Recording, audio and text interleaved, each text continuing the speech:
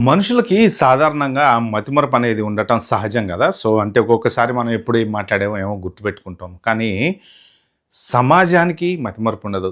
Social మీడియాకి అస్సలు మతిమరుపుండదు. దాంతో రైవల్స్‌కి ఇంకా అస్సలు మతిమరుపుండదనమాట. ఒక్కొక్కసారి ఎవరికైనా కాలింది అంటే ఎక్కడో ఉన్న ఒక విషయాన్ని తవ్వుతూ ఉంటారు. జనరల్‌గా మన మనుషుల మధ్యన కూడా జరిగేది. "ఆ రోజు నువ్వు అలా చేసావా?" అన్నట్టే ఇప్పుడు యష్ ఇచ్చినటువంటి 'ఆప్‌కి అదాలత్' ఇంటర్వ్యూలో ఉన్నటువంటి ఒక క్వెషన్ ఏదైతే పాన్ ఇండియా గురించి వచ్చిందో, దానికి ఆయన ఇచ్చినటువంటి రిప్లైకి సోషల్ మీడియా విపరీతంగా వైరల్ అయిపోయి, ఎప్పుడో 2023లో అల్లు అరవింద్ గారు అన్నటువంటి ఒక మాట ఇప్పుడు నిన్న న్యూస్ పేపర్స్ నిండా అదే యాక్చువల్‌గా. సో, ఆ వీడియో వైరల్ అయిపోయింది. ఇప్పుడు దాని కింద కామెంట్స్ వైరల్ అయిపోయినాయి.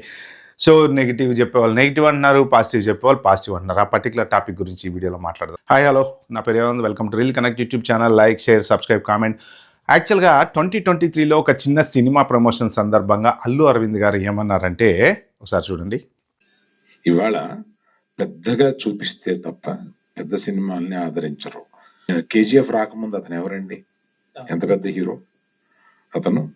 సినిమాని పెద్దగా తీసి పెద్దగా చూపించారు కాబట్టి ఆ సినిమా సో, 'కేజీఎఫ్‌కి' ముందు ఆయన ఎవరు? అంటే ఇప్పుడు ఆయన పాన్ ఇండియా హీరో. జనరల్‌గా అసలు దీనికి ఈ పర్టిక్యులర్ వీడియో అప్పుడెప్పుడో జరిగిపోయింది. ఎవ్వడికి గుర్తులేనటువంటి ఏదో చిన్న ప్రమోషన్‌లో అల్లు అరవింద్ గారు మాట్లాడింది బయటికి ఎందుకొచ్చింది? ఈ రీజన్ ఏంటి అంటే 'ఆప్‌కి అదాలత్‌లో' యాక్చువల్‌గా యష్‌ని ఒక క్వెషన్ అడిగారు. పాన్ ఇండియా హీరోలు గారా? అల్లు అర్జున్ గాడా? లేకపోతే మహేష్ బాబు గాడా? ఇట్లా రకరకాల క్వెషన్‌లు అడిగితే దానికి యష్ చెప్పినటువంటి సమాధానం ఏంటంటే, one Friday can change everything. అంటే మనం ఇవాళ పాన్ ఇండియా ఉండొచ్చు, రేపు ఉండకపోవచ్చు.